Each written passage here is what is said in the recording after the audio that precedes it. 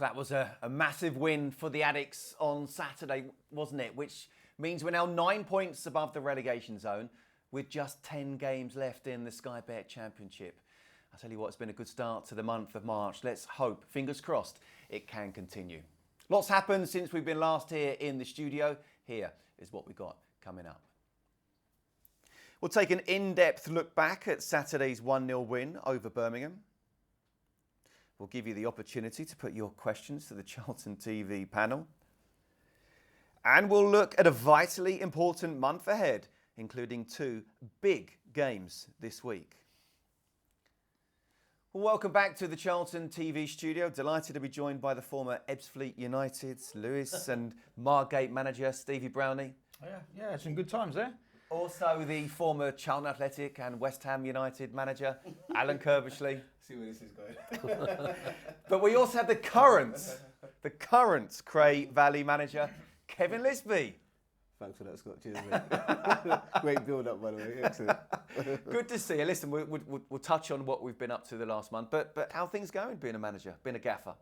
What do you say that they've got to call you? Gaffer. To be fair, I've not told them to call me Gaffer, but they've done it naturally, and who am I to... Won't be too long before they start calling you up things. All right, Al. Not to hopefully not to my face. Behind your back. There'll be a WhatsApp group. Behind your back. Listen, I'm sure they've done it already. As long as they don't say it to my face, we're all right. But go on, tell us how you found it. Yeah, it's been good. And I'm Brownie and Curbs probably both know. Trying to manage more than just the team. I didn't. When you become a manager, you think you're going to handle the team and deal with the game by game situations, but there's a lot more to it. There's emails, there's calls, and there's other stuff that you have to deal with. And I've enjoyed the whole thing, to be fair. Enjoyed it. Hopefully we get a few more wins, and then I'll enjoy it a little bit more. But yeah, I don't mind being in control, the top man of a club. Yeah. Only 20 more years to go as a manager. No. So. I've got 20 more weeks, and then that's me. Brownie, as being a manager yourself, what advice would you give a young Kevin Lisbie? Out, get out. Out as quick as you can. Keep them up, get out. Kurt's got to ask you. Come on, what advice would you give? I think, I can't remember how many games it is before you start going grey, Kev. Well, I've not got a grey hair yet. Yeah, so well, that's what I'm saying. I think it's about 15. I'll be out by the time I get a grey hair. I think you need to have a word with Mikel Arteta, see what he does with his hair, don't you? There's still not a grey hair there. Jacko's no different. Jacko. Oh, just for men Yeah, all I saw day him the long. other Is day, that right, yeah? All day long he's just for men. Yeah. He looked quite good just the other day, didn't he, on telly? Wow, you're making an assumption I watched some football. Oh, okay, sorry, I forgot. Need one football, no thank you. Only Charlton, so he does. But first win against Lewis, is that right? A few weeks ago? Yes, yeah. How was that first win feeling? It's like scoring a hat-trick. It's like new manager bounce. Yeah, absolutely. Look, they're not, before Spurs I went there, I hadn't won a game in 10. So it's more a relief for everyone. There is obviously that individual success for yourself because it's your team, but for a club to get that win after not winning in majors, and it brings a self-confidence and a belief in the squad. So yeah, it was really good. Enjoyed it. And He's hopefully even many talking more. like a manager. And they've got a disciplinary problem off the bat. Yeah, 3 red cards. Yeah, none of them mine, and I got a yellow card as well for being on the pitch. So you and Liam Rosini need to have a word about their yeah, disciplinary problems. yeah. I need to give him a call. Do you remember your first win as a manager? No idea. Absolutely no idea. Okay. It just sums him up, innit? Like, Yeah, no idea. I don't remember my first win. Kurt, do you remember yours? No, really? No. See ya. Remember the first game here, obviously the Portsmouth game, Yeah. but I have to have a look back. You're intrigued now, aren't you? Okay, I think we'll move on. That one didn't go well. That didn't go well. You was expecting everyone to just roll off their wheels. We had 4 minutes for that. Oh, don't worry, we're over already. Don't worry about that. So, Brown Dog, what have you been up to in the last month? Have you played much golf? Or? I've played twice, Yeah. and I've had one very good round and one not so good round. Okay. Yeah, and then obviously throw me under the bus here, aren't they? More work every day. Yeah, can't stop now. Don't tell me you've actually got to earn your money. Yeah, I go home every day and I say, man, and she goes, don't even. So I pretend I'm doing a lot, but probably to me it's a lot. To others, probably not a lot. Kurt, what have you been up to? Not a lot, really. Not, you know, just waking up in the morning and thinking about me. As opposed to all, I suppose all you three just thinking about other people.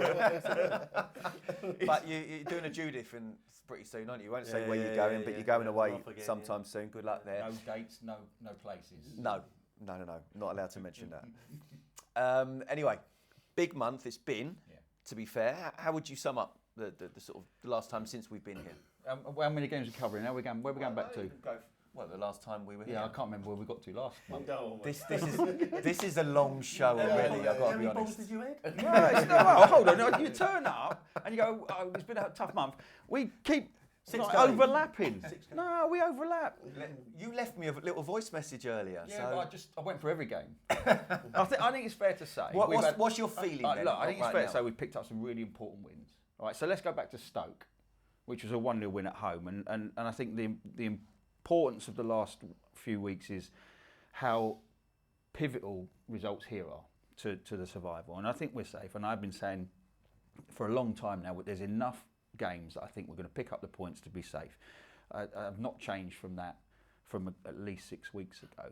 But there was a very good win against Stoke, which we thoroughly deserved. And I think the only thing on the night was, are we going to score? We've done everything but score. We finally broke the deadlock. There was a brilliant win here Saturday against Birmingham, thoroughly deserved that.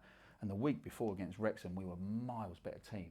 We really were. And how we didn't get the 3 points, let alone one out of that, right, was disgraceful in terms of, you know, unluckiness. But in between that, we've had a couple of really poor performances. Portsmouth here and West Brom away was a bit of a dead rubber. So inconsistent in one way, but put enough points on the board. Yeah. So I think it's been a good month. It's just there was a couple of performances that Nathan will want to have another go at. You know? Yeah, but we've been ticking along with nicking points here and there. Yeah. Curbs, big win Saturday, wasn't it? Yeah, took a lot of pressure off, I think. And I just get the feeling that if we nick a goal, then we're going to be very, very difficult. Well, if we score, I think invariably we're going to take something from the game, which is what he's shown. I think the trick for Nathan and the players are perhaps to create a little bit more if we can. But defensively, we know that a team's got to do really well to score against us, and that's what's held us in good stead. Just perhaps going forward, just need a little bit more from somewhere, to score a few more goals. Before we actually look at the highlights as well, you brought your mate Mark Dennis over, didn't you? How was that? Yeah. That good. Yeah. Anyone's old enough to remember Mark Dennis will remember him as an incredible left back, great player, but he did like a scrap both on and off the pitch, didn't he? Yeah. I've brought him here twice now, right? And Southampton, where he celebrated their goals, like in the director's box, and he's jumped up and down like that, and I've had to get hold of him like that. And then on Saturday, I don't know if Birmingham would have scored if it had got going, but I brought him on Saturday, and he thoroughly enjoyed it. Actually, he was going to Southampton, Fulham the next day, so he had a weekend away. Yeah. So it was good, and I was at that game actually. But anyway, going back to Birmingham then, Liz, just how important was that victory that we were able to take ourselves away from the relegation zone for a point at least? Yeah, I think it's against a decent Birmingham team as well. I watched them play against, I can't remember the last game they had on the Sky. They lost to Middlesbrough, and they were a really good team. So, look, I think performances at the moment are irrelevant. I think it's more about getting those points on the table. And I spoke about it last time he was here. I said, look, I think the team will get better once they relax and once we get those points on the table and we're safe. So I know we want to score goals and we want to be expansive and play well, but I think it's just important to get those points at the moment. We'll come onto the table in a bit, Curbs, but how will Nathan feel after that win? Well, I'm not saying anything against our fans, but it does make a difference when the away end's sold out. And I think the atmosphere on Saturday, we responded to it. And the Birmingham fans came in force, and it was great. They gave Lyndon Dykes a real clap at the end, when he came off at the end there. But we got going. It was a really good game, and we deserved the win. And when you consider the amount of money that Birmingham has spent, it just shows you that we can mix it with the best. And as I said, defensively, I don't think we've really had a problem. It's just going the other way. That hopefully we can turn that around that little bit. Liz, just talk us through that goal that we just saw. Yeah, just watching that. it looks like an easy finish because of where he is on the pitch, but he almost has to dig that out. There's no back lift. And I think the only way he scores is by lifting it, which he does, but he's a proven goal scorer. I did say once he's fit, I think he would make a massive difference. It doesn't take him much chances to score a goal. And I think that's a really good finish. As I said, it's underneath him and he's had to dig it out. So probably only him on that pitch probably could have done that finish at that time.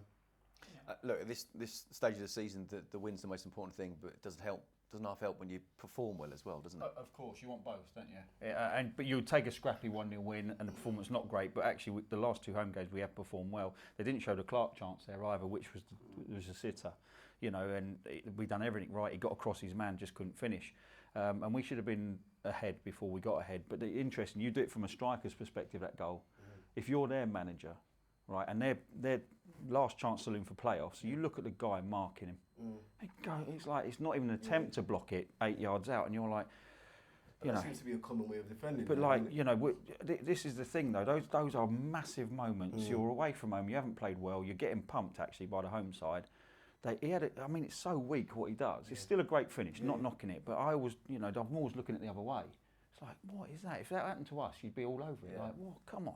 Well, it's a bit of a common theme, really, because if you look back at the last season's 1-0 win here with a long throw, it was, then it's pretty similar.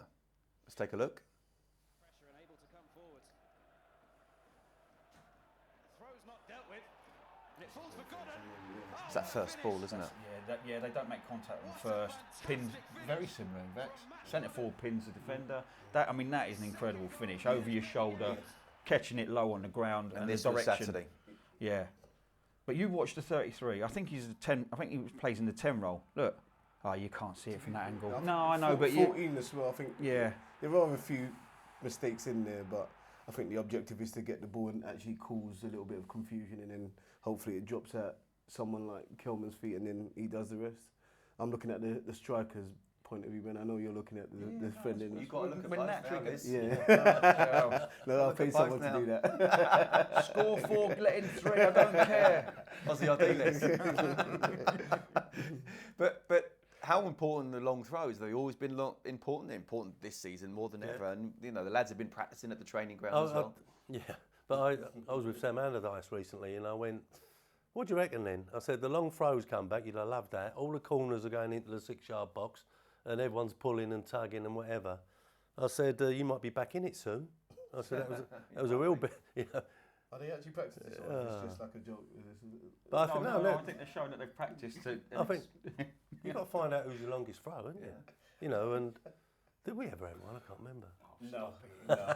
Brownie did. I launched it corner to 6 easy. Easy. Another layer to you, Stevie Brownie. Yeah, it didn't get me in the team again. But, I tried. Look at me, boss.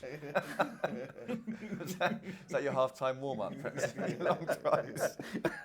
But actually, Saturday was our 12th clean sheet of the season, and there were some excellent performances in the back line as well. I mean, Brownie, how important, you touched on it a little bit earlier, the back line being? Yeah, and obviously Mannion's coming as well. Nice for him to be on the receiving end of a clean sheet. I tell you what, he commands his box well. He made a couple of great claims, didn't he? Nice and strong. One was about 15 yards out. He cleans everybody out. I quite like seeing that. But yeah, I thought Ramsey was excellent on Saturday. Jones the same, and Amari Bell is Amari Bell. He's a very calm customer, and I think he affects people around him. So he talks well to the central midfielder, wing back who's a young boy. And obviously Jonesy as well. I thought the back line was terrific, and I thought Clark was outstanding as well. I think he won man of the match in the lounges, but he was outstanding as well. So that back five, when it is solid and together, and it performs like that, we are very difficult to break down. But interestingly, Coventry and Dock are in front as well. We've gone back to that, which was our solid base at the start of the season, and I quite like that combination. When that sort of Dock does the 2 roles, tries to get up and back. And interestingly, I thought Saturday him and Kerry rotated a bit. Kerry was dropping a little bit deeper, and he's got the pace to drive with the ball. So, yeah, I thought it was a brilliant performance. I thought they did really well. Curbs, last season we had a club record 26 clean sheets. There's 12 so far. Well, fair to say we've struggled at times, but it is a big step up to the Championship. How much reliance do you put on those clean sheets? Yeah, no, I think that it's a mainstay of Nathan, and it always gives you that platform, doesn't it? And I think Mark Dennis come to the game, as you said, on Saturday, and I said to him, if we score first, it's going to be really difficult for Birmingham. I don't care who we're playing. If we nick the first goal, we know how to defend it. It's getting that goal and perhaps going to get the second if you need it is our problem at the moment. But no, base defensively, what's wrong with that? It's a great asset to have. You think about, I don't know what Stansfield was, 15 million or something, I can't remember. If I got that wrong, I apologise, but they had Gray on the left side as well, who was a small fortune. And Ramsey dominated Gray, and Stansfield come on late, and he actually looked quite bright and lively, but we dominated the first striker, he had to go off. I thought Jones was terrific. That back line played very, very well Saturday. Just in terms of your philosophy, Liz, obviously, how much do you work on the back line, or is it just all about scoring goals? Jamesy does the back four. I've got nothing to do with the back four. Kev, what do I do? Just head it and kick it. What do I do? Give it. I said to my attackers, these don't work for you. So look, last year we played against Birmingham. We were unbelievable as well, and I didn't think they had a sniff last year as well. I thought we was really good against them. And if you're going to stay up, especially as a team coming from League One, defensively you've got to be solid. I know we speak about getting more goals, but as Curb said and Brownie, if we do score, we're more than likely going to win games. We have defenders that actually enjoy defending. It's very rare to have defenders who actually enjoy it, and for the last couple of years we have a team that loves defending. So I think we'll be all right. I'll tell you what, I think, I'm not sure on the statistics of it, but I think our conversion rate's quite poor. Like, even when we do create a lot, we don't actually. I think Stoke was a prime example of that. There was about 17 to 20 chances, 1 goal, and that is something that I think. I don't know how you work on that. Maybe we're not working on it. Well, maybe the idea is to be as solid as possible. And maybe. But I know even when we have great performances and we are creating, the conversion rate's not very high. Yeah. Is that not the trick now? If where we are at the moment, if we can improve going the other way, we're going to be a proper side, difficult to beat. I'm the only one here that hasn't been a manager, but the balance is difficult, isn't it? Because you want to try and score goals, but then you don't want to lose out. I think we're forgetting, newly promoted team, as Birmingham was. It's when we was perhaps in the top 8 or whatever it was. Everyone's looking at, we're going to do that. Then we've had that run and we're looking over our shoulder. But I think the mainstay is, if you'd have asked everybody at the club at the start of the season, stay up. Stay up. Let's make sure that we're in this league next year. We're more attractive.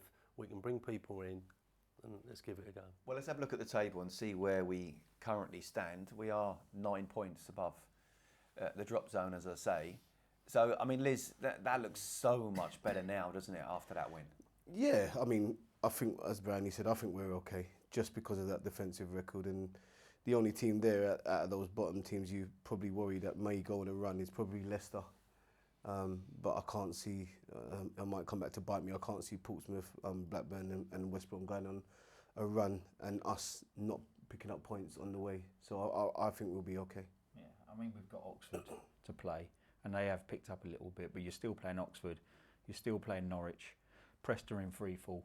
I'd have said Preston on paper a couple of months ago was a really tough home game, but they are in free fall. I watched them Friday night against Oxford. You watched it, yeah? Well, a small smidgen of it. I saw the second and third goals. So there was about a 15-minute period and it went 2-1, 3-1. I got annoyed about the results, so I turned it off. Okay. That sounds about right. Yeah, but Norwich now won't be easy. They've really picked up over the last couple of months. Yeah, Philip Kilmore. Is it interesting when you look at that table and down the bottom there, just take Oxford at it, who have been in the top flight, but look at the names, look at the clubs. I was going to ask you, Curbs. Look at it. It is a Premier League too, isn't it? When you look at that. West Brom, who have been, a yo-yo club for many, many years, and Leicester, who this would be a decade on from them winning the Premier League title. The Premier League, I know. The more you look at it, and perhaps when we were playing, perhaps in the Championship, you go to certain grounds, go, oh God, you know what I mean, the dressing rooms and etc. Everyone's going to Premier League clubs now, and Premier League crowds, if you like. So it's great. Actually, there was a few honkers, weren't there? Grimsby used to come down a concrete, didn't you? Down a slope. Do you remember that? The sloping concrete park. You slip over. Bradford away. We had our own with the portal cabins and all that, but we forget. Yeah, but Bradford, houses, mate. Bradford. You look at. You just mentioned 2 clubs there, West Brom and Leicester. And Birmingham and whatever, Coventry, all been Premier League clubs, and So. Incredible. Just a final one before we move on. We're on 44 points. How many do you think we need, or is it not like that? Everyone talks 50, don't they? And perhaps that's the benchmark. Get there, and I think very rarely has that been topped? Okay, beat Borough, beat Oxford. It's job done. Easy. Borough, not bad. We'll come chasing automatic promotion, and they looked very good against QPR as well, didn't they? Okay, now Charlotte Richardson is set to join us, so thankfully they'll have a little bit of class going on here in a few minutes' time. So, unfortunately, Liz, you're the one stepping out. Liz is going to get his tactic ball, and he's going to work out what he's going to do tomorrow. You know, there's 11 players in the team as well. Yeah, I struggled the first game on there, yeah. Fair enough. So let's take a look at Charlotte meeting some of our international fans on Saturday. One of the most special things about Charlton Athletic is the number of supporters we have covering the globe. And I'm delighted to say I have a group alongside me, led ably by season ticket holder Christian, who have travelled from Italy. Tell us more. All the way from Italy. I came here the first time 4 years ago, and then I met those fellows and we became kind of family. So it's the Charlton Athletic family, and now you've brought some of your friends to experience the Valley for the very first time. What are you hoping that they're going to take away from today? well, I think they're already enjoying a lot. Thank you very much, and hopefully we bring you good luck. We hope you bring us good luck. It's a big game. What are your first impressions? Thumbs up, like it? Yeah, it's fantastic. Where are you sitting? The covered end. So are we going to teach our friends the chants to sing? Of course they will. Christian, final thing. What's the Italian for up the addicts? Addicts, Up the addicts. What's the Italian translation? Forza Charlton. Okay, well, on that note then, final count then. Can we get that in Italian towards the camera? 3, 2, 1. Forza Charlton! Welcome, Charlotte. Hi. It looked like they were having fun there. Oh, they really were, and it was fantastic. Because where I sit on a match day, I'm right in front of the covered end, and the guys were literally a couple of rows behind. And when we scored, turn around, and they were loving it. It was really good, really nice. Fluent in Italian now, are we? Oh, absolutely, yeah, 100%. Okay. We'll move on. I believe you've been on Instagram as well to get some questions. I have is that indeed. right? So yeah, we thought after the success of last episode, when we posed some fan questions, we'd come back with some more. So let's start with a question that comes in. The handle is O_addict. Who do you think is the most underrated player in the squad? Kev, should we come to you first for that one? I think I know who you're going to say. I can't think of one. Well, I think that the two that stand out for me, Jones and Carey, if you like. Yeah. But I think Ramsey. Yeah. Yeah, the way he played at the weekend. Yeah, I mean, if you're going to go underrated, as who doesn't get the credit I think he probably deserves, it would be one of them. It would be Doc or Coventry. I don't think they get as much credit. Especially Doc does things where he blocks up angles, shuts down at the right angles, makes the challenges in important moments, and I'm not sure that gets spotted. And he works his socks off. So I'd say the person I would give more praise to than I think he gets would be Doherty, I think. Scott, anyone that comes to mind? Well, I don't see all the games, but the games I do see, I always like the look of Amari Bell. I think he's, solid, good experience, top championship player for me when he's fit. Doesn't really want to be running against Esteval too often, no. That's the only thing. I don't think anyone does. But when he's in the sides, along with Lloyd Jones, of course. You know what's interesting? We've all gone for different people because I think at the moment it is a team. Yeah. Isn't it? It's a team. Yeah. Absolutely. Okay, brilliant question to get us started. Lee from Montreal, how many points do you think we need to stay up? And I know you sort of touched on it before, but do you universally agree on that? No, I think it's going to be less than 50. I think it's going to be less than 50. I can't see those bottom sides. That's 5 wins for some of them. And they haven't managed to win that many games. So I think it may be a bit less, but I would get to 50 as quickly as possible would be what I'd want to see the first team do. But I don't think you're going to have to get there, actually. I agree. The Premier League, they talk about 40. I don't think it's been 40 for a very long time. It's dropped, hasn't it? I think less than 50 will do it, but just get to 50 and then you don't have to worry. 50. It was fascinating. There was something I was listening to earlier that said this weekend, other than Sheffield Wednesday, a lot of the bottom half teams had won. None of the bottom half teams had won the week before. It is such a sort of yo-yo, so trying to find that consistency and pick up points is so difficult. Next question is from Michael King. Should we secure safety this season, what position would be deemed success next campaign? Good question. I would say you go into the middle of the league, and if you get all your ducks in a row and you make some really good signings, overachieve, you're looking to finish top half for sure. because you've got to see a progression. I mean, if you don't get a progression, it's not the end of the world, as long as you stay in again. But it would be nice to, I think, push at least mid-table and towards that mid-table to play-off. And then the third year, you've got to be pushing for it, I think. Yeah. It's all about recruitment, isn't it? And we have to wait and see. But I think, the manager will be backed. So I'm with Brownie. Relegation, never a problem. You're not flirting with it at all throughout the season. You're flirting more with the playoffs if you can. But top half, I think, would still be a solid season. Top half, okie dokie. And Curbs, this next question from Con Aldridge is for you. What was the toughest team you played at the Valley while boss? Loads. Beat all the big uns. Okay. Well, no, I get a lot of stick because we very rarely got anything out of Man United. And then suddenly went to West Ham and beat them 3 times on the spin. It's normally from John Hayes, like Axis Europe. But I think we never really got to grips with Man U, did we? Don't think many teams did. No, we never. We got a 3-3 draw, and that was about it, wasn't it? Brownie, you were going to say something. Yeah, there was a Leeds United side at one point that was unbelievable. It had Viduka, Kuehl, Ferdinand. They come to town. I think he was still in there, yeah, and they come to town, and I think we had a sending off early as well. But when they were in that period where they were fighting for, they were in Champions League. They were physical, and they had some very good players as well. They were a tough team, and they were ones that sort of side that caught you out a little bit. You didn't realise they were as good as they were. They were terrific. Interesting. Okay, final question from Callum_P05. How do you think the January recruitment has compared to the summer's recruitment? It's always more difficult the January one.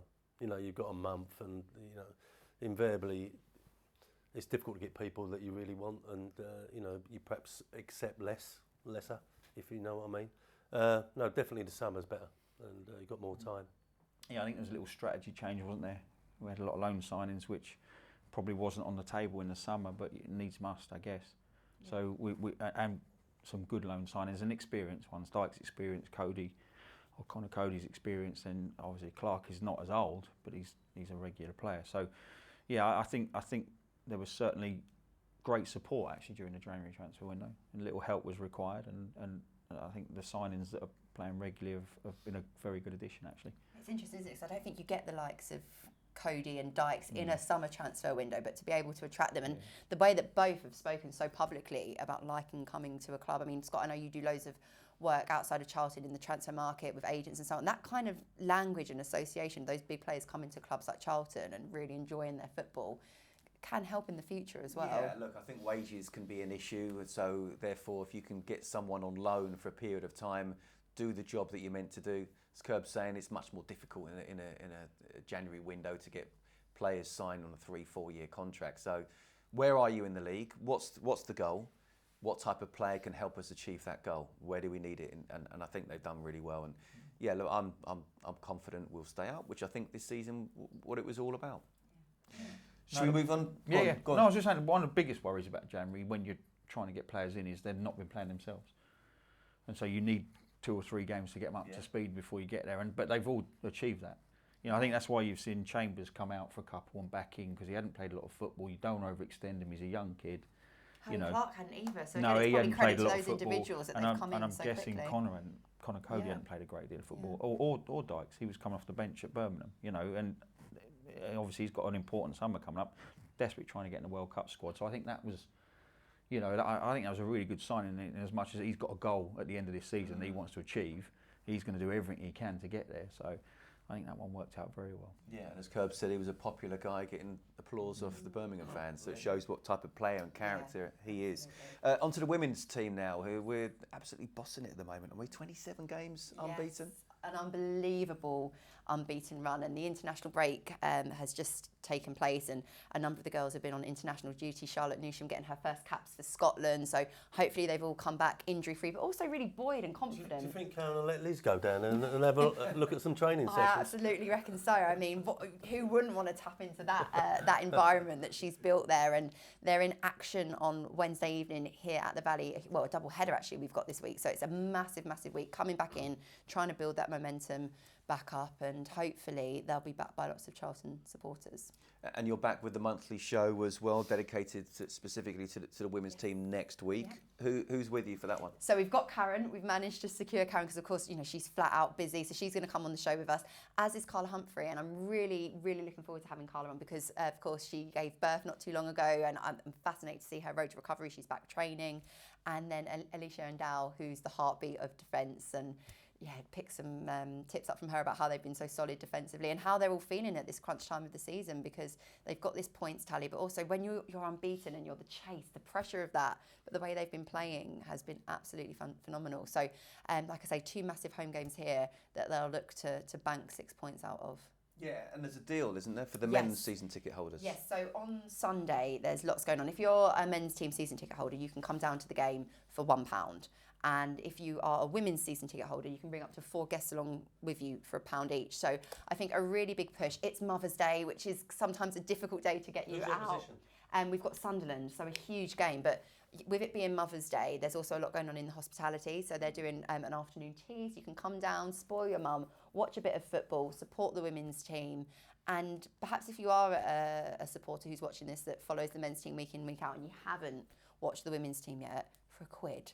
What a brilliant way to play your part, because those are possibly free title winning points that I think will just, if you can come back after that international break and find your rhythm again quickly, leave that chasing pack behind you a bit more, it'd be brilliant. Absolutely. No-brainer for £1. Yeah. You also had former England international and Charlton legend Pauline Cope with you in the lounges on Saturday. And what's this about, a story about curves as well? Well. I mean, it didn't surprise me when I heard. So Pauline Cope came by with Keith Bonas.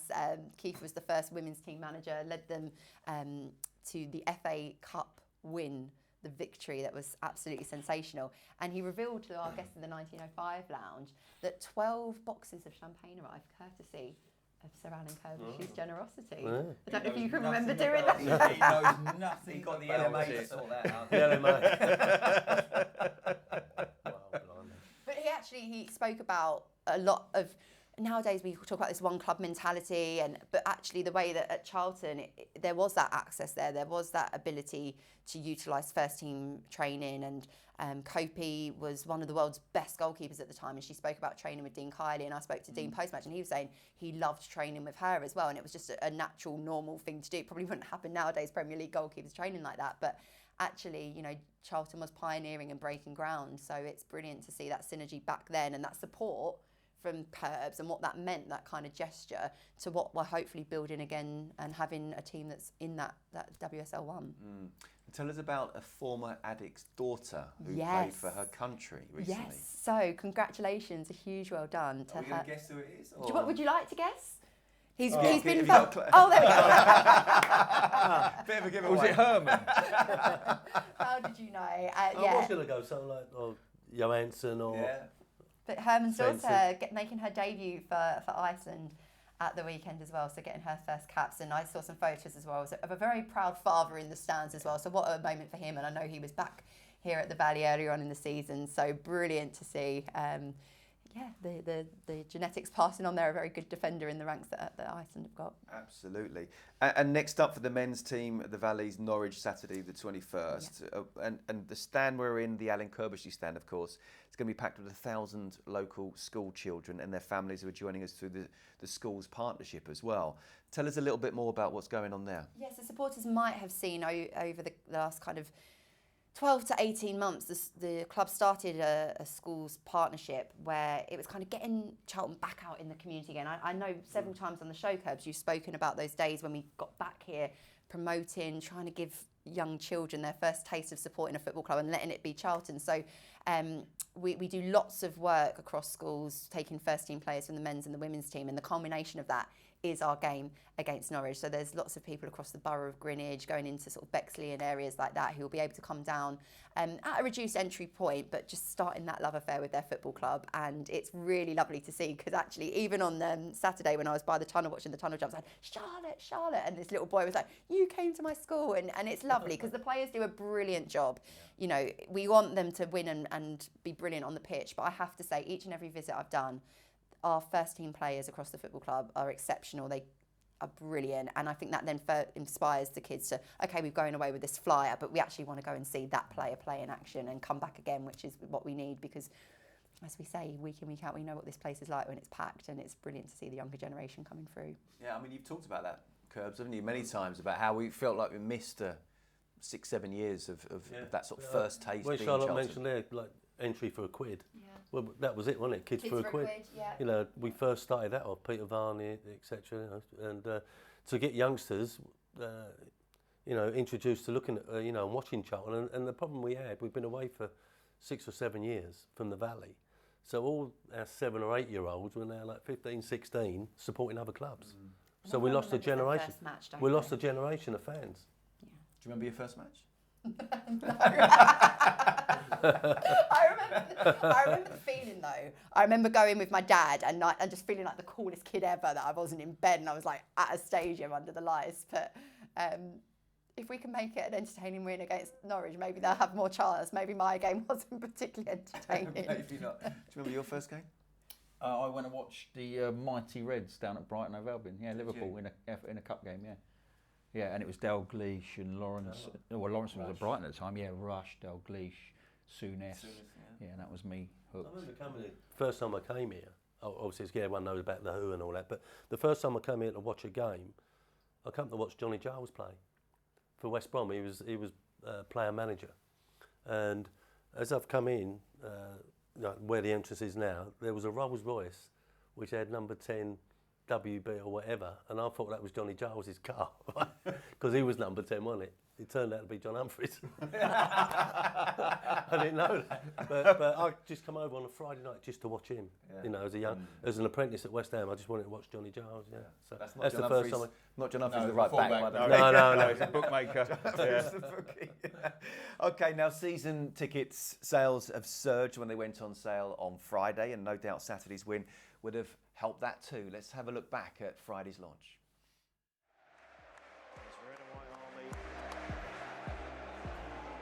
Bellows across the valley. But I love seeing these scenes here at the valley. We know what the atmosphere can be like. You can't describe it unless you're there and in the moment. Amazing place, amazing place.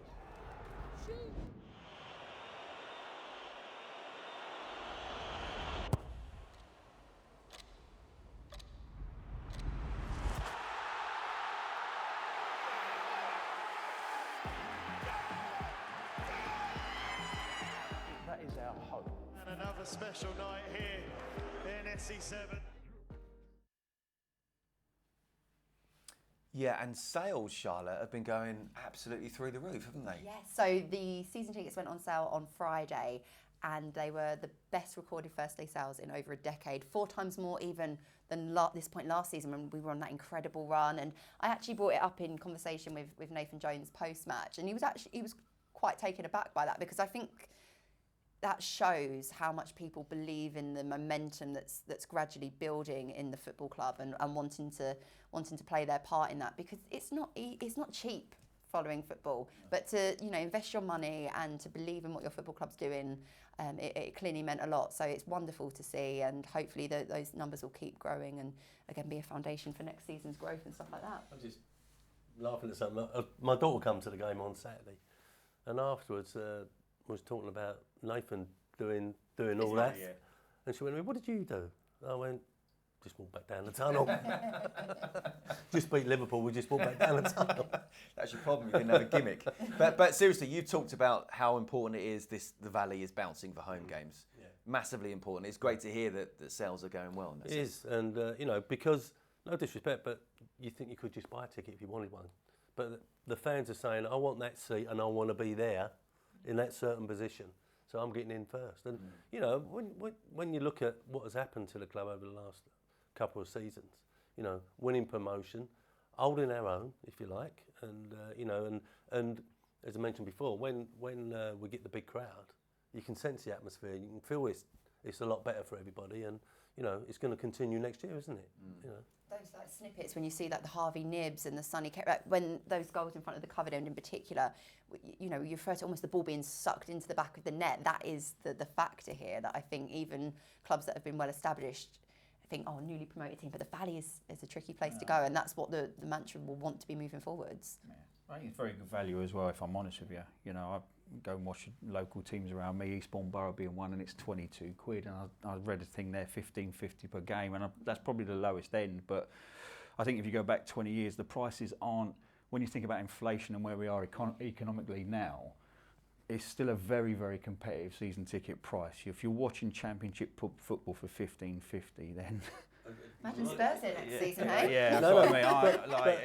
It's very good value. But my mind goes back to a manager said to me once, he said, you know, going to Charlton, it was hard enough getting in the ground, then we had to play you.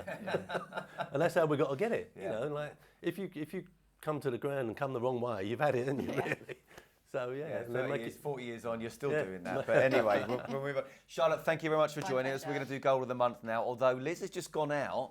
If he doesn't come back soon, you might have to do the voting. He's having to make a phone call. Just one coffee, Kev, Right. yeah? One of his players has gone downhill for tomorrow night. So Just the one coffee. But I've got it here in the script, so I've got to read it out because it does big it up. We'll be welcoming back the man who scored more goals than all of us combined. Yeah. You know, Although you didn't get many shots. we'll have to check your record there, Charlotte. Anyway, Kevin Lisbie. Two defenders and a midfield player. I know. I'm the top out of the three of us. Yeah, you probably are. Yeah. Oh, I didn't like that. Don't really like that. Anyway, let's have a look at Goal of the Month.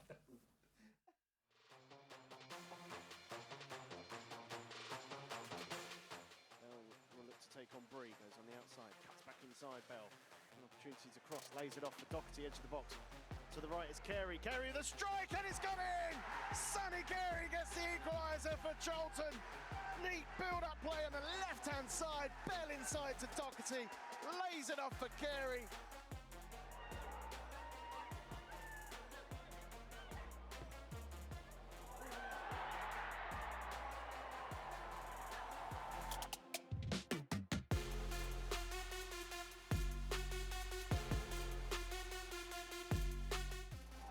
Ramsey tries to pick out the ball of Dykes. A lovely touch from Lyndon Dykes. He's into the penalty area and he finishes! That's an outstanding goal from Lyndon Dykes. The ball from Ramsey when Clark was screaming for it on the right was inch perfect into Lyndon Dykes. He took a touch into the penalty area and slotted it through the legs of O'Leary to bring Charlton back level.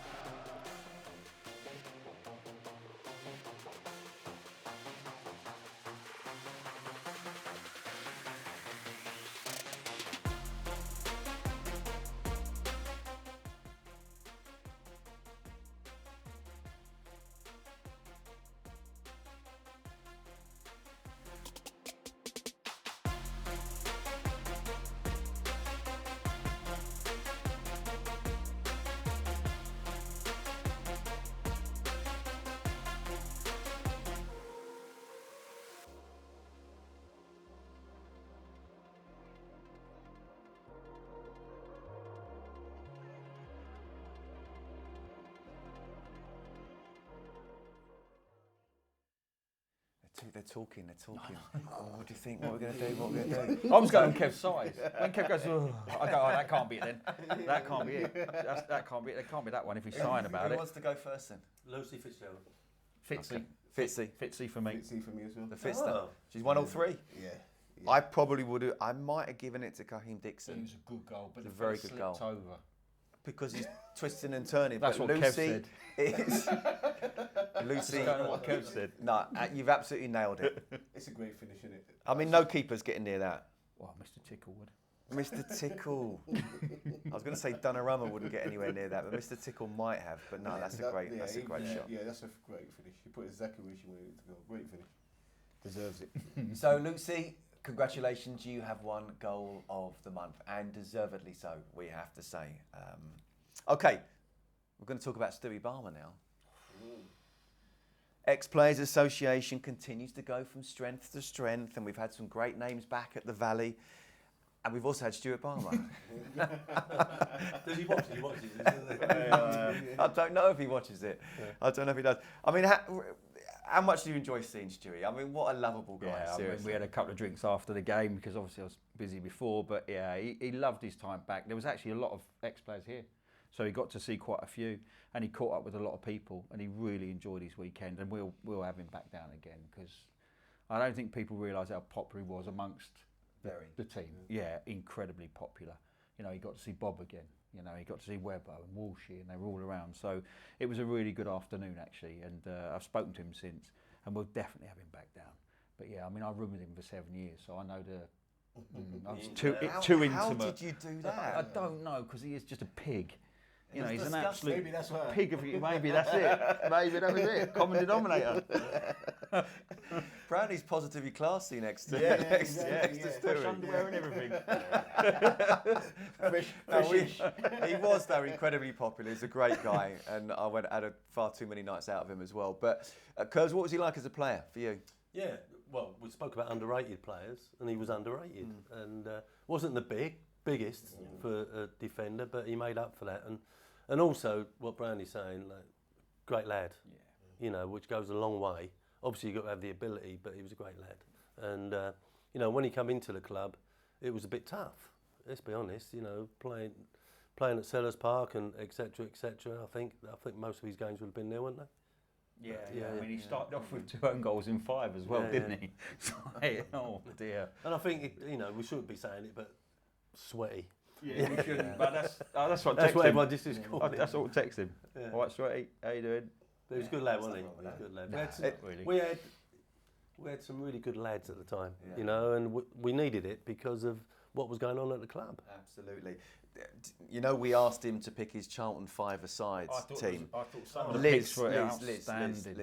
This is his 5-a-side team. This is his If Brownie's in it, I don't even want to see it. 5-a-side team that he, you know, the best players that he played with, or picking the right 5-a-side team at his time at Charlton. Let's have a look at this one.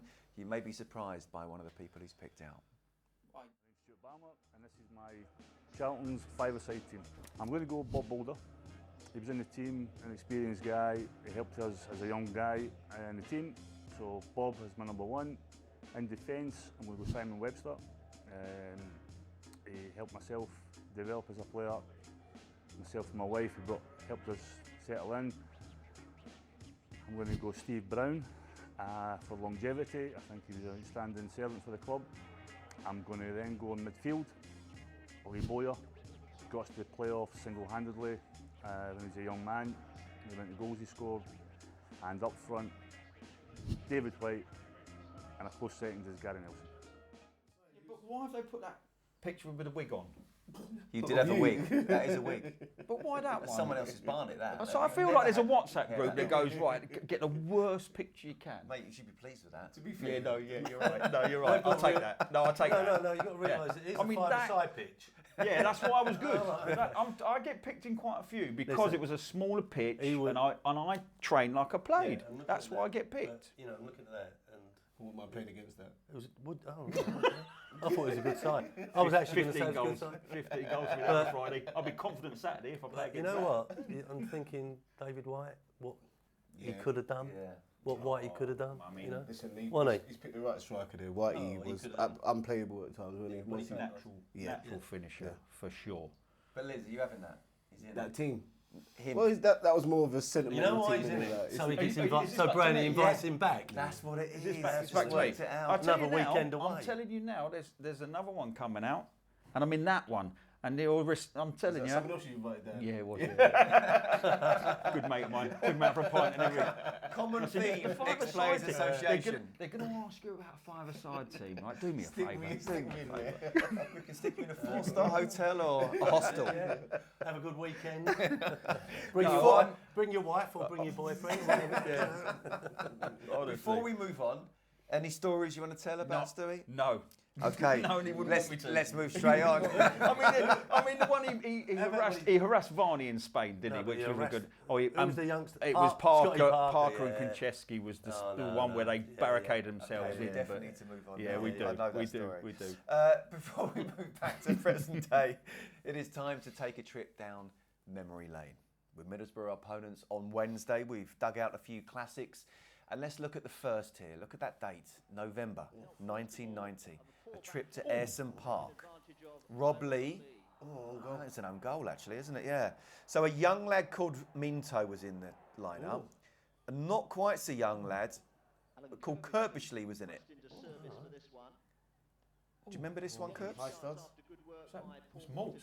You can tell that's Maltz. Close control, shifting left to right, dribbling. Jesus. Yeah, listen, he had that in Who's the this locker. having a shot? Oh, it's gone wide. He's got to hit the target there, hasn't he? Zero Good power. kick, wasn't it? That's the lad Curbishley. Zero power. Their footwork, His they're calves standing were killing footwork him at the close to time. it, wasn't it? There we go, goal. Who's that? Yes, that equalised. That's Baird with the equaliser. You were hoping that was me right back there. You were. And it was a 90th minute penalty. Is that Scott? You going to make the run there, Scott? Is that you? No, I think that's Robin, isn't it? Is that Rob Lee? That's LD though, isn't it? He's giving a pen for Who is that. it? Was that LD dribbling? LD might be. I He's think it giving was. a pen for that. So Tommy Caton stepped up, and Alan Curbishley's talking to him beforehand. Tommy's not missing, mate. No chance. He had one of the most magnificent left foot strikes of any centre half I've seen. I don't know why they keep going the other way. Do you remember that game, Curbs? Nah. Because you we didn't quite see it there, but you went up to Tommy and was having a word with him. So I don't know if you're trying to nick the pen or just saying I put it probably this said side. to him, don't kick it with your right foot, Tom. Make sure it's no, he was a good lad, Tommy. Another one, He was wasn't a it? great He was a lad, good Tommy. Yeah, really sad what happened there. Okay, so fast forward 10 years then. We're back at the Valley. This time, Stevie Brownie playing for the Addicts. And interestingly, Curtis Fleming, our current assistant manager, is playing for Borough. Yeah. Now, do you remember this? Absolutely not. Oh, who's that? I love Svensson Sven. from a Jensen free kick. Yeah, trying to get him back over because he Svensson, is. Johansson, look. He's a lad. I love Sven. Good person, isn't he? So talk to us about Sven then. Just an absolute, like, what you get from him is just everything he's got, and he put it in the mixer. He will fight for every ball. He'll go toe to toe with people much stronger than him. He'll climb over people like that to get you a goal. Not the most prolific, but let me tell you that back fours couldn't rest if he was playing against them. Simple as that. But it's off the pitch as well. Smashing bloke. Yeah. They all were actually. The Nordics all were terrific people. Do you remember going up against Curtis? No, I don't. No, absolutely not. No, I mean, obviously we were on a good run, weren't we? I think that year. That was that year we went up. You know, so we were beating everybody, to be honest. Okay. We just swept everybody. All right, fair enough. Led by Have you got something? Led by no, we haven't. No, I thought I was waiting for something. No, it'd be nice. It'd be nice. I'm sure if we did find a tackle between the two, we know who's going to have won that I one. think we could find something. It ain't Stevie Brownie. Oh no, I'd have fancied myself. Would there. you? Okay. Yeah, but like, look, Curtis is a lovely fella, so we don't. You know, Curtis played 266 league games for Borough over a 10-year period, so you would imagine he'd get a really nice reception up there when he goes back up there on Wednesday. You'd like to think so, yeah. Yeah, absolutely. Yeah, that's a stint. Okay, right, we're talking memory lane now as well, and while we're talking Middlesbrough, there's only one real topic we can move on to. I know you know where we're going here. We've spoken about the upcoming dinner last month, and since then there have been some big names confirmed. Stevie Gritt, Peter Shirtliff, Colin Walsh, Jim Melrose and Mark Reed are all confirmed, and you've got more coming as well, haven't you? Yeah, I mean, your Curbs is there, you're there. Rob Lee said he's committed to it, and I've got other, like, it takes me time to get numbers as well. Like, I haven't got, you know, Phone numbers. yeah, I haven't got, for players of that era, I don't have their numbers, so you're searching around. So if people Well, they're like Curbs, they've only just got mobile phones. well, yeah, and someone like David Batty, you can't get hold of them. But yeah, no, look, it's been well received from the players. They all want to come back. There hasn't been a single player yet. The only one that's turned me down is Bob. Yeah, so the only one that said no, I can't make that is Boulder. The rest are all keen to come back down, and you know there'll be at least 15 of those, you know, across those three squads. Yeah, and you've got to remember those squads won promotion to the top league, and I've said this before. Only 3 managers did it, or have done it. There'll be a 4th at some point, hopefully, and you did it twice, right? You've got then they got to Simon Cup final, and they won that playoff game. You know, this is a period where you're talking about losing your home, fighting on all fronts. Yeah. You know, and Lenny, it's been common knowledge that people here have been fighting to get Lenny something for a long time. You know, and it's thoroughly deserved. So we just felt a dinner was appropriate for Lenny. You know, and costs are high. You know, I can't do anything about the costing of it because it's almost swallowed up by what it costs us to do it. We're not making a lot of money on this one. But do you do a beer and a packet of crisps for Lenny? No, you do a dinner, and you hope to attract as much support as you can, because without that period, we don't get to play here every week. That is without any shadow of a doubt. You know, you've been a player in it, Curbs. You've then turned around and managed it through difficult periods. Lenny did it under extreme circumstances with hardly any budget, away from home. And he kept us in the top league for a few years on what would have been the smallest budget in that division by a country mile. Yeah, he deserves more than a pint and a packet of crisps, Curbs. And you followed him, didn't you? I mean, but how important do you see Lenny in Charlton's history? Yeah, I think because we move on generations or whatever, but we can't, the reason that people get interested in this football club is because of the history of it. And it's great where we are now, but I think people need to remember what actually happened, and the way it developed over the years. I mean, I come down to sign, and Jimmy Hill was the chairman, but they wouldn't let me see the valley. They took me somewhere else. They didn't want me to see the ground before I signed because it was condemned. Basically, this side was completely finished. No one could be on this side. And my first game was against Grimsby in front of 4,000. Look at us now. So I think that, I think what Lenny achieved has been forgotten, and we need to let people know, exactly why we're here is because of what he did them years ago. Yeah, I'm surprised you didn't mention you scored in that game at Grimsby. I've remembered that as well. Yeah. He's also responsible for giving 2 young lads contracts. Don't like to talk about it. Don't like to talk about it, mate. We'll talk about it down the pub. Game was our debut. Rob Lee scored a hat-trick that day. Yeah. No, but Lenny, I owe a lot to Lenny for giving my professional career the start of it. And I'm really looking forward to the night. So if you've got the money, it's not cheap, but it costs are the costs. Please get on the website, buy a ticket, and we'll all see you down there. Great memories. Okay, now back to present day, and we spoke about the social impact, media impact that Colin Sitenji has been having at Charlton. Since then, we've got the chance to see him on the pitch, Brownie. Yeah. And I know you watched a bit of him beforehand as well, didn't you? I mean, how well do you feel he's fitted in at Charlton? Oh, really well so far. I mean, I think he's clumped 1 or 2 in training, which I don't mind, but I don't know how it goes down well with managers and coaches these days. But look, I had one look at one video, and there was a lot of work done before it got to my stage, let me tell you, and it was just thrown at me at sort of the death. And there is a raw material there that is exciting. But I spoke to Curtis on Saturday after the game about, you've got to have a player that can then be coached.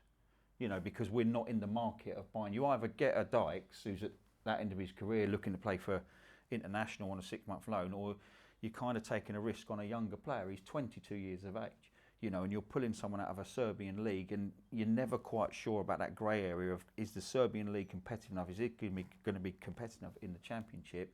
And so far, he's shown he is.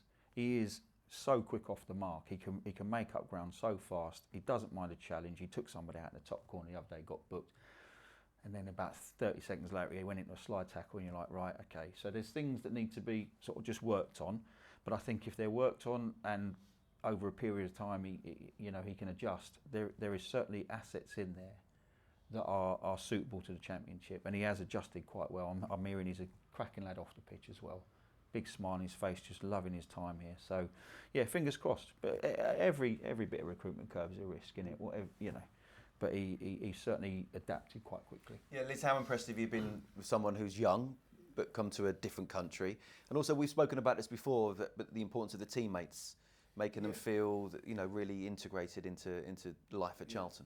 I'm sure, as I've said before, I'm sure we've got some real honest players in this squad. I'm sure they would have made him feel welcome when he came, and as you say, that you got to understand his age as well. I think the most important part is that he's willing to learn and apply what's given to him. At 22, is it 22 years old? He's got at least another year or 2 of development, and then he's in the team already. So it's now about being better, taking on information, and as you say, it could be an asset for us. It could be someone that either we have in our team for a long period of time, or someone we sell on, and then it's a good model then, and then you start looking to how can we do that again and build from that and get some revenue in the club.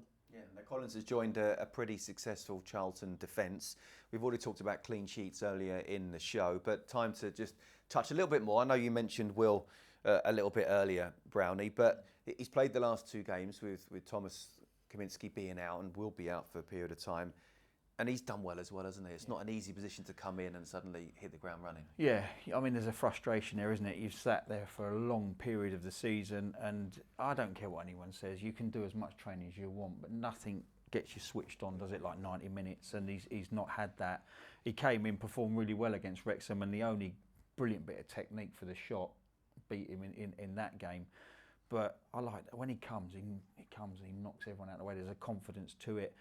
I think there's a couple of occasions when centre-halves look round at him like, could he give me a call? And I think if he can work on that, if he can work on the communication side, everything else seems to be set.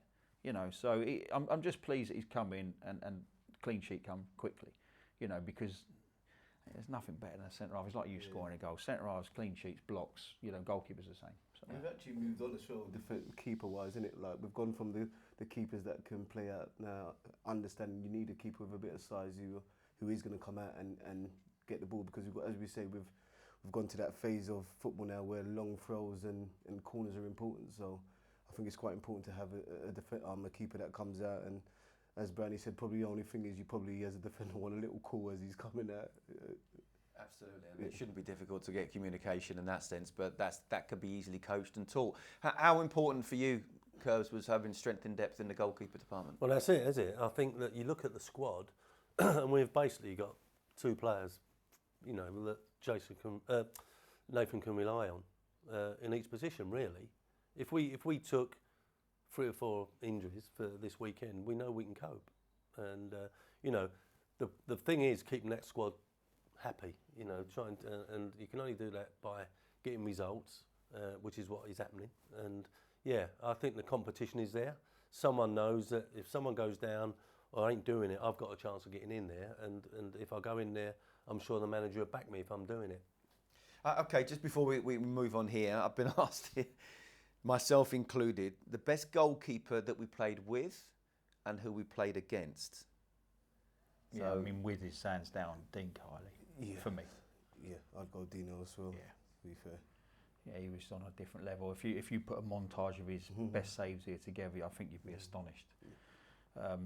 Against, it's a tough one, isn't it? Who's your with, Kurt? Oh yeah, Schmeichel. Didn't manage to get a game against him, I'd probably go Mervyn Day. And he could play now because he could play out from the back. Not right now, though. No, not right now. He was out front. How old is he now, Kurt? No, listen, he was out front. I met him Curbs. He fancied himself when he got the ball, so he could play out from the back, which is a major part now. Absolutely. Yeah, he could. I don't know about Dino playing out from the back. Well, that was his one weakness. But I'm telling you now, I'm taking a keeper that saves. No, I'm not saying 50. No, but that was I'm not being detrimental. No. Yeah, no. I'm just saying. That's fair. It wouldn't suit some keepers, would it? Yeah. But the game's He wouldn't be changed Pep now. Guardiola's keeper, but he'd still be a very good goalkeeper. Yeah. David James for me, with. So against. Ooh, David James. Oh, Schmeichel would be the one for me. Yeah, I thought Seaman was pretty good as well. Scored past. Oh no, it weren't him. No, it was Richard Wright, wasn't it? That's why he scored. Ruined me. I tried to pat myself on the back there. It's scored if he'd backfired. been playing. No. He certainly wouldn't punch on his own net. I'll have to put Schultz in it. Mind your feet. Mind your feet. Over there. It's not bad though, is it? Pull your feet in. Okay, we spent quite a bit of time. Play out from the back. No, that's true. 140 odd caps. Anyway, just gave it to Alan Hansen, didn't he? But we spent quite a bit of time on Saturday's win against Birmingham. A few other games since we last met. I mean, we've touched on this really about how the month has gone. And Liz, how would you sort of sum it up really? Because it could have gone really pear-shaped, couldn't it? And we could be just maybe 3 points above the drop zone. So to be 9 points. Yeah, I think ideally you want it in your hands. You want to be able to perform, score and win games. But I think the way it's shaped up, the teams below us don't seem to be picking up points, which is a good thing. And we seem to be getting points here and there, which has sort of pulled us away from that situation. So for me, I've always said, and I said it last month as well, I think we just need to pull away from that. And I think there's more to this team. I think there's more to these players. And I think maybe when the pressure of obviously being in that situation is released, maybe you'll see a little bit more from these players. But at the moment, 9 points would have taken that a few months ago. So yeah, I'm more than happy with that. Yeah, would have taken it at the start of the season, so I'll take it right now. Now, our game against Norwich at the Valley is our Kids for a Quid fixture, but also our Academy Day as well. So let's take a look at the latest Charlton players to get their framed shirts for making their full league debuts. It's a proud moment for me, it's a proud moment for all of the Academy. We've got two players who recently have made a league start, and the usual thing here at Charlton is we reward that and give them a memory in terms of their shirt framed with a name on it. Those two players are Ibby Fuller and Keenan Goff. Both Keenan and Ibby have been on long journeys, which is something we're even prouder of when that journey culminates in a first team appearance at 19, 20 years of age. Keenan joined us at under 9, Ibby joined us at under 10. So from foundation phase right through youth development into professional development phase and into the first team. That's been the extent of their journey here. This club has a wonderful tradition of producing, and we want to keep producing players to get in our first team for all the right reasons. But it's not just talent. It's the way they are as athletes, the way they are as human beings, the way they go about stuff, the humility, the diligence, everything they do, these things, and that's why they get their opportunity. And that's why we love the Academy and the players to come up here. So, look, welcome on both of you. You've both been absolutely outstanding, and congratulations on it.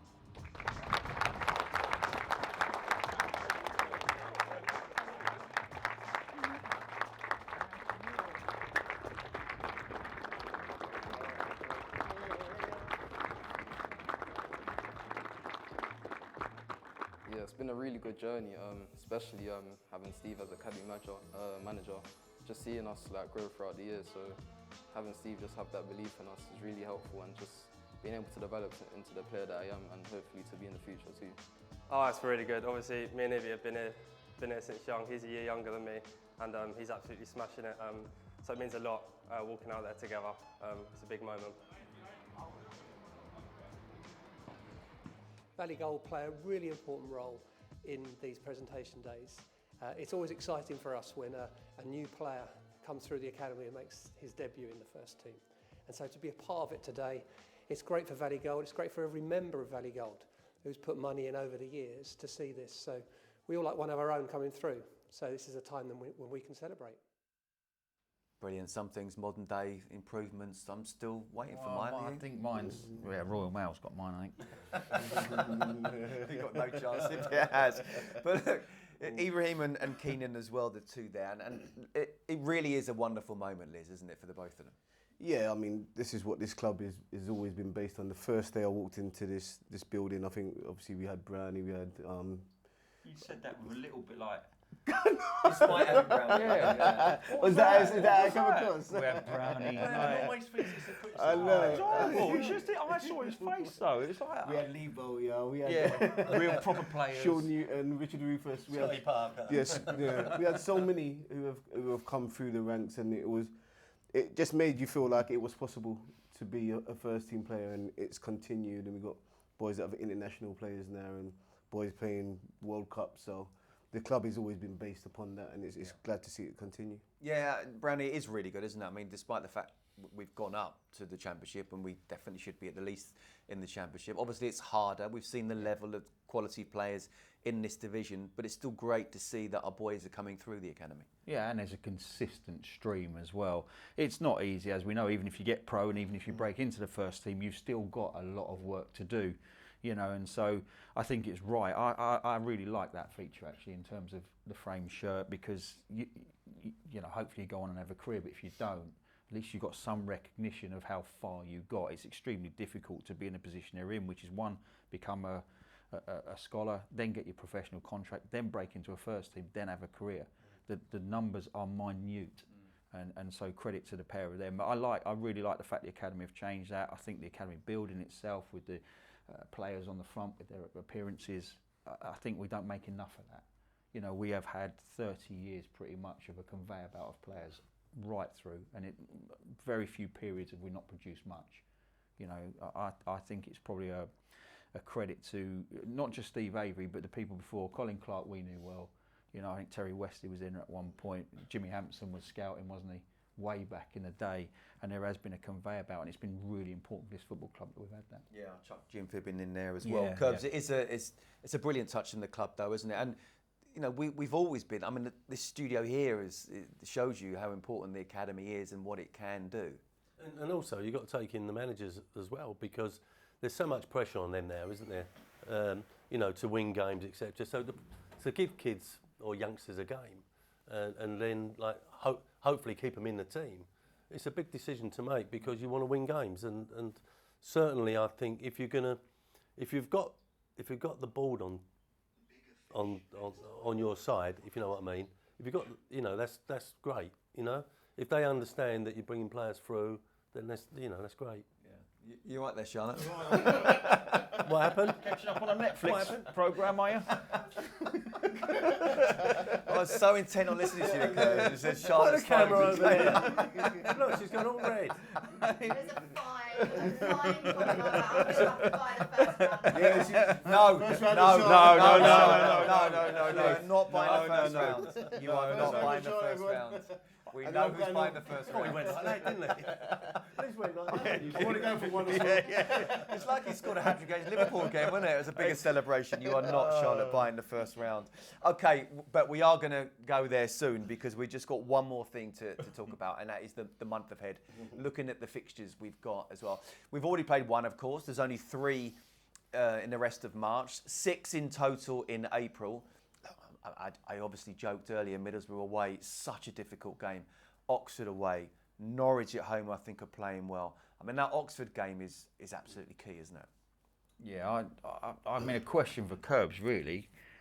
Would you, if you had anyone, like, bearing in mind we just had a great result Saturday, the Middlesbrough away game's coming up quick, would you ever consider, like, anyone that's maybe got a tight hamstring? Yeah, because I think Oxford's a great chance to get 3 points. I've just watched Middlesbrough yesterday. Yeah, I've seen them. And they're decent. But the thing is, played at Birmingham recently as well. Yeah, I'm not a fan of changing it to try and go double strong at Oxford in case you get pumped at Borough. But if you've got someone with a tight hamstring, back, whatever, maybe it's not the worst time to rotate. You can't yeah, I have know that it's mentality. tough. You can't go to no, you Middlesbrough can't, and Curbs. weaken the team because you want to make sure you've got players for the Oxford game. You just can't. Well, do then that. if you lose to Oxford as well, you know, it's a tough one, isn't it? It It is tough. We've got a squad. I think the players would want to play in that game anyway, Middlesbrough away. You know, team fighting for automatic promotion. You want to play against the best, don't you? Simple as that. So, yeah. Okay, that's it, lads. Lasses, good to catch up. Make sure, if you can, get down to the Valley on Sunday for Charlton women's big fixture against Sunderland, and then Nathan Jones's side are back here on Saturday, March the 21st, to the visit of Norwich City. So I hope you've enjoyed the show. As ever, we've gone into extra time, a little bit longer than it should have been, and we're going to get Kevin Lisbie to buy a first round for the first time in a very long time. See you next time.